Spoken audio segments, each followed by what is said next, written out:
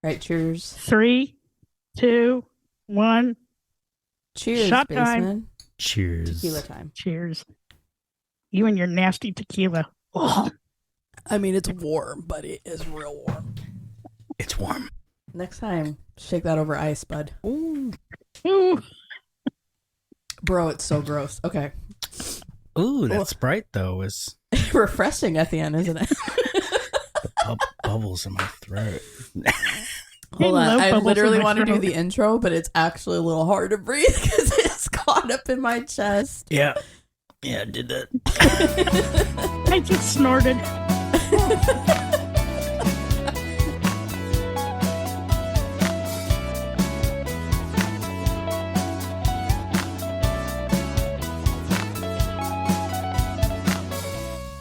The funny thing about G-Rex is when she laughs really hard, it's quiet in the audio, but we can see her laughing, but our audience can't hear her, so it's sometimes funny.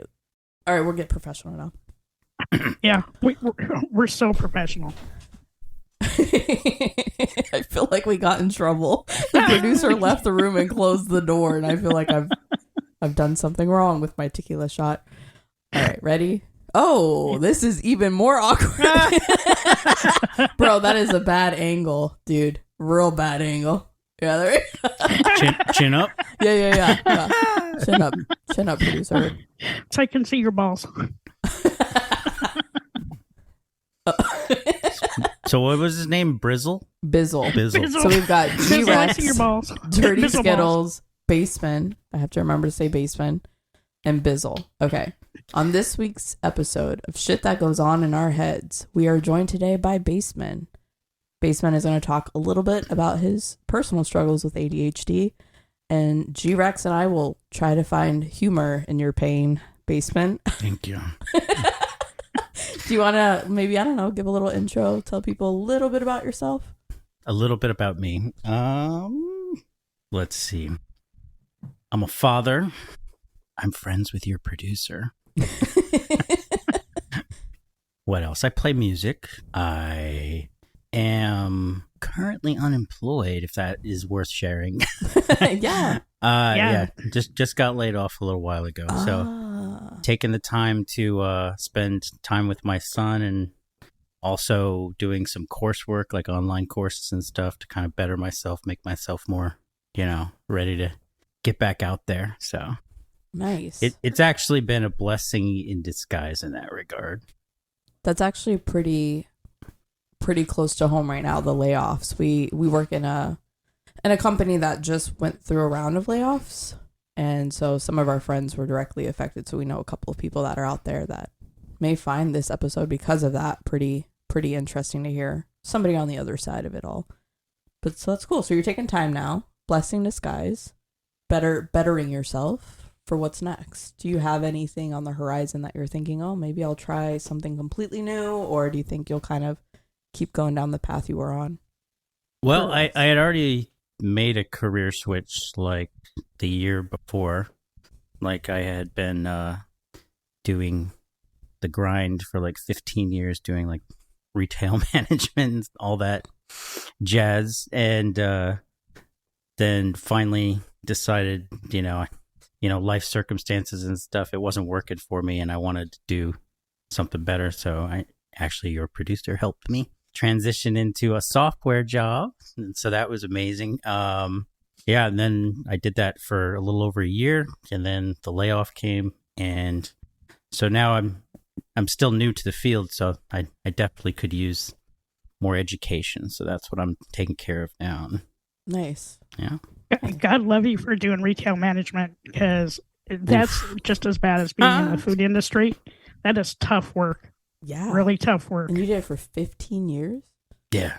Wow. And you didn't punch anybody in the face? I got punched one time. You did not? Are you serious? Yeah, no. Did you really? I can't tell. No, I'm serious. Yeah, no, there was somebody I was managing a convenience store at one point, and this guy was like picking up 4 cases of beer and just walking out, and I was like, "Hey, man, you gonna pay for that?" and he threw them on the ground and came at me.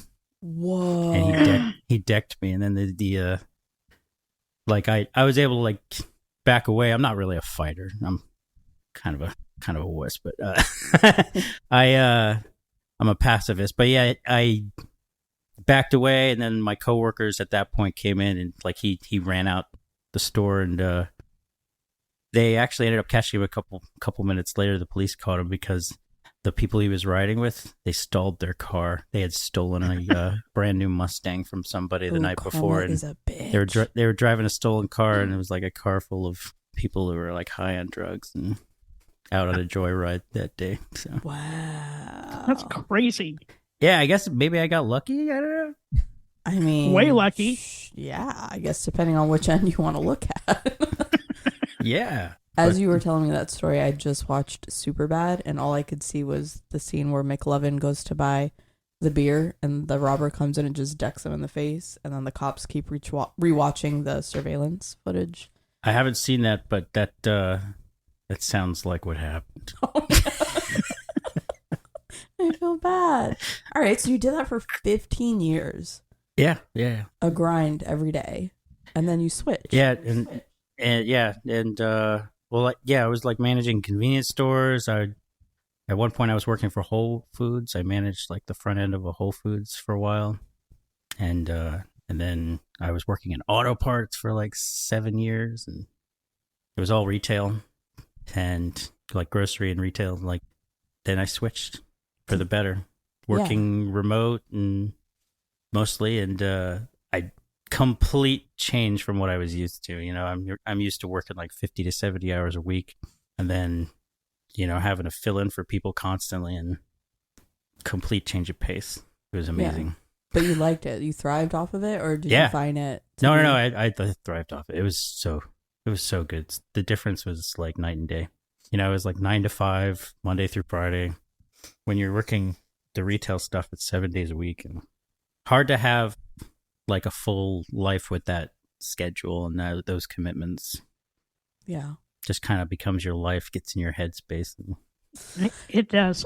After the show, if you want to connect with me, I have thousands of connections on LinkedIn, and I could potentially help you get a job. Oh, wow. Yeah, no, that would be incredible. She does. She's like the mayor of our LinkedIn. Little industry. Okay. My goodness. I know a ton of people. No, that's sweet. Yeah, I appreciate it. So I know you on a personal side, maybe not as well as our producer, but it's one of the things that I've heard is that you struggle a little bit with ADHD. So whatever you're comfortable talking about, I'm curious. I think a little bit is understating. Oh, okay. You struggle a lot with. I'm just kidding, but I feel like I'm curious how transitioning from that one workforce into maybe a little bit of a different paced workforce, if you had any issues with that. In terms of ADHD? Yeah. No, because it was like I had clear tasks in the new career here, and like we had kind of like a nice schedule going, and you know, I was interacting with people throughout the day, so I don't know, with ADHD, like it's, for me, like it was being on my own and having like a laundry list of things to like, especially being in management, like being on top of that, I had to develop a lot of like coping mechanisms over the years to like kind of like counteract what my mind wants to do, get distracted, and like not. It's about forgetting stuff and like losing sense of the moment, and like where that internal like schedule and protocol process of the day is going. You can edit this part out. I'm gonna probably ask you a lot of questions. I'm actually genuinely interested in this, and I don't know much about it. Okay. So if it's like too far, just be like, "Yo, I don't." No, you're fine. Okay. We could say whatever. So, coming from somebody who may not know that much, or maybe I just know kind of what I see in movies of ADHD, can you tell me like actually what it's like for you? Like,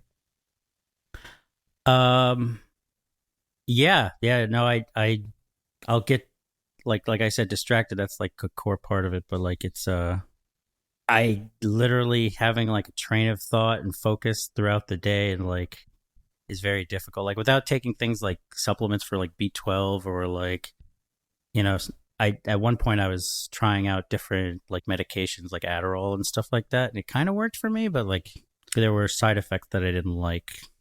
And like I would get, I like I said, I play music, and I found that for whatever reason when I was taking Adderall, I was less creative, and like I couldn't come up with ideas as much. My mind couldn't like do that, and maybe that's the ADHD that lets me do that. I don't know, like going all over the place. But yeah, I'm kind of like, even now I'm losing my train of thought. What were we talking? No, you're totally fine. I'm curious. You mentioned something about you developed coping mechanisms in that industry that you were in for 15 years. Like, what kind of things were coping mechanisms for you? Yeah, so I got in the habit at one when I started to get better at coping with it. I did that by creating a list. Like, I'd start my day, I'd get into work, and I kind of like assess everything. And I'd get out pen and paper, and I'd just start a whole list of like kind of mapping out what I was going to do that day. So that way I always had that like piece of paper with me, and I just like look down at it and like, okay, are we good with this? We good with that? And that combined with, you know, dealing with whatever came my way throughout the day, it was very helpful. Yeah.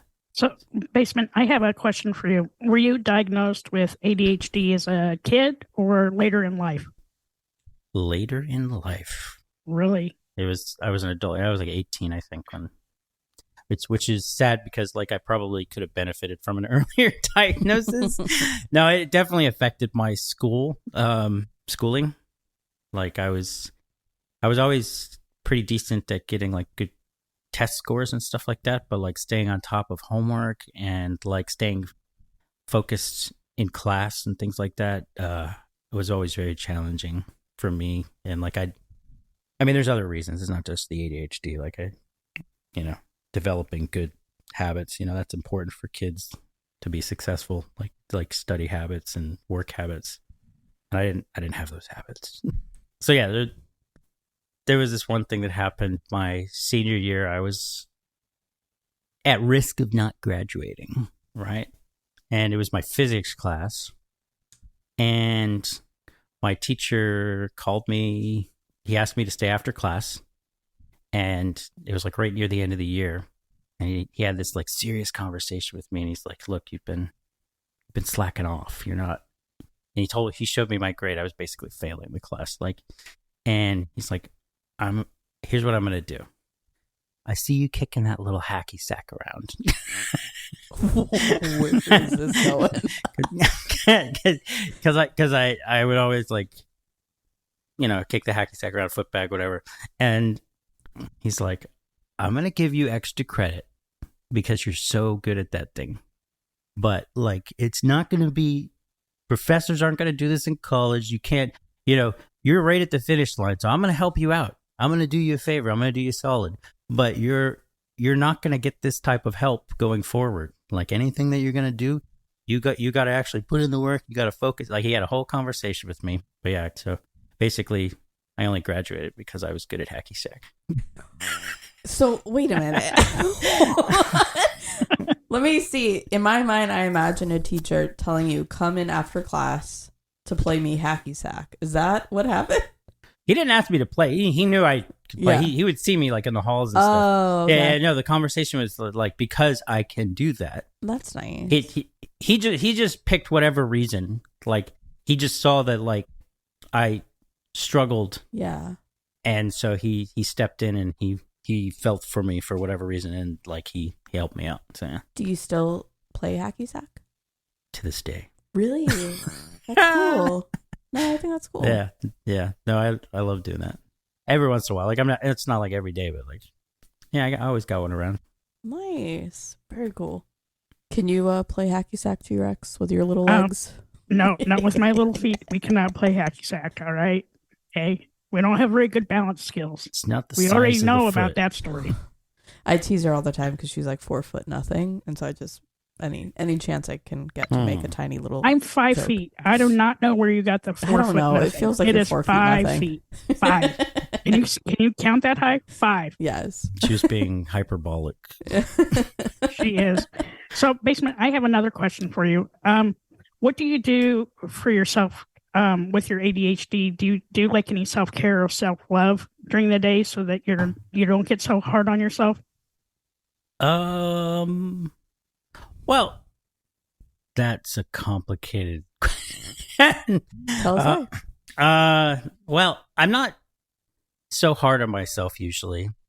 I kind of haven't been doing that for a long time, which is good. And because I got, kind of came to terms with what I've got going on, and I stopped, being bothered by it. I don't want to say stop caring, but like stop being bothered by it.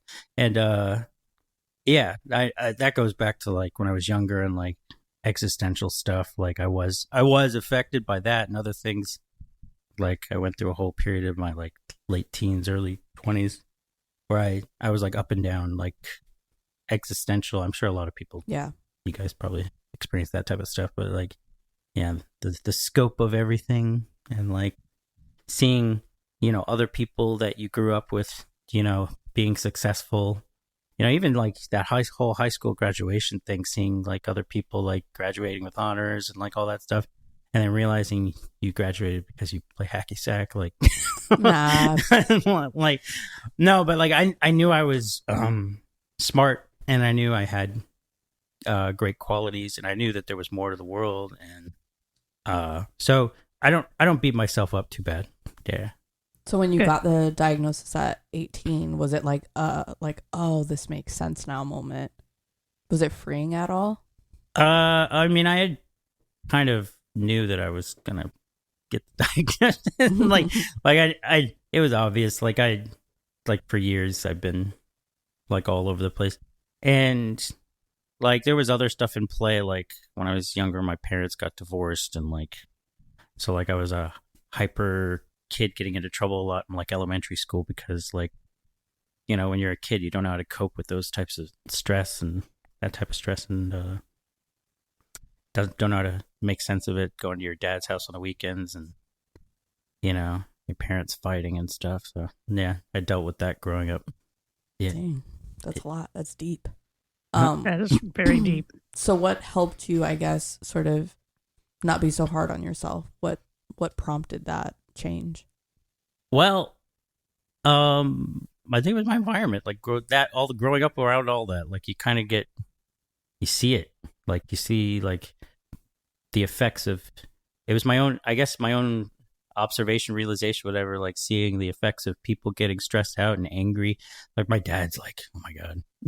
Mm-hmm. My dad can be an angry person, and he can be very judgmental. He can be very he's sweet. Like he's got like multiple sides to him, but like he grew up in like the 50s and the 60s. He's kind of an older dad, and he grew up in like upper middle class Midwest, and like he has these values, and he grew up around he had a father that was drinking and stuff and all the other hardships in his life, and so he's his whole personality, he could get angry. And so I realized that like I kept asking why do you guys respond like this, why do you do this, and people couldn't give me an answer. and so it kind of made me realize that like not everybody, like people don't know what they're doing, like everybody's just kind of making do. And I realized that at a pretty young age, which is good. And so that kind of like molded my whole outlook on the universe and people, and like not taking people too seriously, but like I'm also respectful and empathetic, and like, but I don't necessarily like take people's words fully to heart, and I don't get angry at people very easily. Dang, that's growth, because I don't even know that I have gotten to that point where I'm just like, we're all sort of just figuring it out and like giving people the grace to do that. Yeah. So I mean, that's pretty. Do you find impressive. that when you're playing music that's a great outlet for you? Oh, it's amazing. Yeah. Yeah, it's like literally I plug in the guitar and I unplug my brain. That's the only way I can put it. like it's like I'm just in a different mode. Like I don't even realize it. Like I'm just like I switch over. So it's nice. Have you always been into music? Well, I didn't really start playing music until I was like 11 years old. What was your first instrument? The cello. Oh, the cello. Wow. Yes. So I played the cello all through grade school and a little bit into college. So like I played a little bit in the community college and then at the university, and like, yeah, it was fun. Yeah, lots of years. I still have it, and now my son's learning how to play. Oh, that's cool. So this is a good time. Yeah, that's awesome. So you get to be creative. So we got 2 cellos in the house now, and Nice. every once in a while we get together and we practice. That's cool. Dang. That's really cool. That's such a great instrument to learn how to play too. It's impressive. I don't play any musical instruments. Yet. That's true. I do, however, own a guitar and I own a ukulele. Just pick one up. Learn. Okay, so when you learn like 3 songs, and then you can say you play the instrument. Just give yourself like some type of goal line. And Yeah. okay. And then, because then, if your friends are ever around, be like, hey, you want to hear a song? I can play a song. It's got to be one of these 3. Anything you want, as long as it's one of these 3. And I play piano all through from like the time I was 5 until I was about 18. Oh, that's awesome. Yeah. And now I'm self-teaching myself again. I'm going to have a lot of time on my hands. So. Oh, that's amazing. Yeah. Pianos. Yeah. That's like, I feel like if you learn piano, you're kind of like set for music theory and like understanding, intervals and chords and all that good stuff. Yeah. It's very, very educational. Yeah, I wanted to do it because as I'm getting older, I'm getting a little bit more arthritis in my hands. So I wanted to be able to do something with my fingers to keep with the movement, right? So that's what I'm planning on doing. That's great. Yeah, that's cool. So how many instruments do you play? Well, play, like I would say 3, like cello, guitar, and bass. Yeah, nice. Electric bass.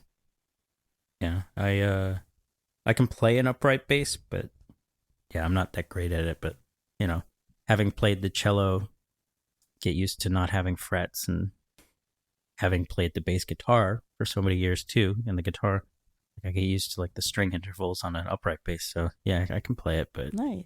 Yeah. Cool. So I have another question. How do you approach learning a new song? If I could listen to it first, that's awesome. But yeah, because I know when growing up in orchestra, we used to do this thing where we would sight read, which is where you would have a sheet of music put in front of you, piece of music put in front of you that you've never seen before, maybe never heard before, and you get like 1 or 2 minutes to like look at the sheet music, and then you just play. So that was like something we would do to practice, to get familiar with reading sheet music. And but for learning a song, I kind of like, I like to listen to the song and hear like the whole scope of it, the shape of it, and the rhythm, and like what the different parts are. And like like when I'm listening to music, I do like intense listening. Like I'll just like I'll hear all the different instruments and like start hearing like the different parts. Being in an orchestra helped me out with that too, because like you're hearing the violins, 2 violin sections playing different parts. Then you got the bass, the cello, and then like when we would play with the band kids, like we'd have like a full orchestra, and we'd like I got familiar with like full orchestrations and like all the harmonies and all the it was awesome. Now, because you have ADHD, does that like, and this is going to sound stupid and it doesn't mean to be, but do you do any like techniques of like closing your eyes so that you can like really focus on what you're listening to? Or Yeah, I do that. I close my eyes a lot. Like if it's something simple, I'll have my eyes open. But if there's a lot going on, like I do need to close my eyes, like to listen to all the parts and stuff. And like sometimes it's fun just to listen to music and close your eyes anyway, like because it's like an emotional feeling that you're like, if you're not listening to the technicality of it, like you're just feeling the music. Like I like to do that. So, but as it relates to ADHD and learning music and understanding the parts to a song, yeah, I would do that sometimes with like the different parts. What has been your biggest lesson learned living with ADHD? Organization. Yeah, that'll get you very far. Figuring out a way to get organized and habits, drilling habits down. Because then it's like muscle memory, mental memory, whatever you want to call it, like routine. Like if you can self-program those habits and routines, then it kind of counteracts the effects of stuff. Like, and you just get into a routine every day. Yeah. Yeah. So do you still wake up every day and like make a list of things, or do you have your routine set at this point?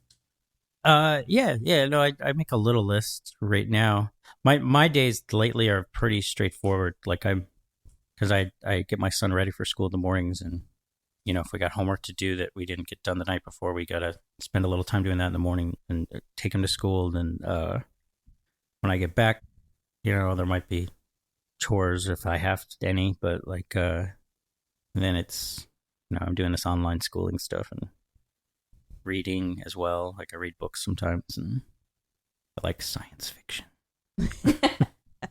Yeah. I need to get into sci-fi. I'm not a sci-fi person. I don't know why. I need to try though. But going back to closing your eyes, I do that too. So if I'm in a deep conversation, or if I'm trying to get a point across, I have to close my eyes. I visualize what I'm trying to say, and people laugh at me all the time. They're like, "You're closing your eyes," but they don't understand that that's how I can slow my brain down just enough so that I can get out what I need to say, or find that tab that has that information. Yeah, it's like a fit. It's like you have like it's almost like internally tactile, if that makes sense. Like like you said, like the tab or filing, like you're kind of putting things into focus, lifting the fog, or like creating order out of chaos. And in my life, there's a lot of chaos. It's going to slow down here pretty soon. But, you know, if I look back, like over the last 15 years, a lot of chaos. I call my husband choreographed chaos. It's true. Because sometimes he has a hard time picking up a task and completing it all the way through. I don't know that I would call it ADHD, more so I would call it he gets bored really fast. But when he's on, he's on. And that's when I call it choreographed chaos, because it may look like a mess or like he's doing 500 things, but then all of a sudden there's like this beautiful finished product and you're like, how did that come out of all of that? So you're welcome, Bizzle, in the living room listening. So, Basement, can you tell me a little bit about your new band and the songs you're working on? Oh. Well, I'm pretty much the youngest person. Oh, really? What's the average age? I would say 45 to 55. like so it's a bunch of like middle-aged dudes playing music. Yeah, one of them's a doctor, so it's the reason this all came about was because one of the guys in the band, the doctor, actually is a father to another boy that's in my son's Boy Scout troop, and that's how we connected. And then we were talking about music and stuff, and he asked if I wanted to come out and try it out, and I did and had fun. Yeah, we planned it out. We actually went out to this guy's house who had like a studio space, and we did like a whole like rehearsal with like these songs. Yeah, we played a Red Hot Chili Pepper song, and we played Comfortably Numb by Pink Floyd. We played what else did we play? I don't know, there was another song, but like we're just starting. Like we literally just had one session, but it's fun. It's been like 15 years since I've played with people like that, so I think I needed it. Nice. You're gonna keep up with it? Yeah. Talking. Yeah, everybody was very positive about it. Said everybody liked how it was, and we were thinking like maybe in the next over the next 6 to 8 months, like we'll learn like maybe 10 or 15 songs, really good, like get it tight, and maybe play some shows. That's cool. So that would be awesome. That's the plan. That would be really awesome. Yeah. So yeah, it's kind of exciting for me, but yeah. If you need like help with band names, pretty sure we can come up with a creative list. Oh. Yeah, we get one of those name generators that you guys use. Yeah, the rapper name generator. the Wu-Tang name generator. Yeah. I love your story though, and I love how open and honest you were about your ADHD and how, music just helps you get out of your headspace, right? And in our day-to-day lives, we all need that. We need that one thing that helps us get out of our headspace and calms the world around us. And I really appreciate you taking the time. Yeah, thank you. Yeah, no, this for is being fun. vulnerable. We appreciate you.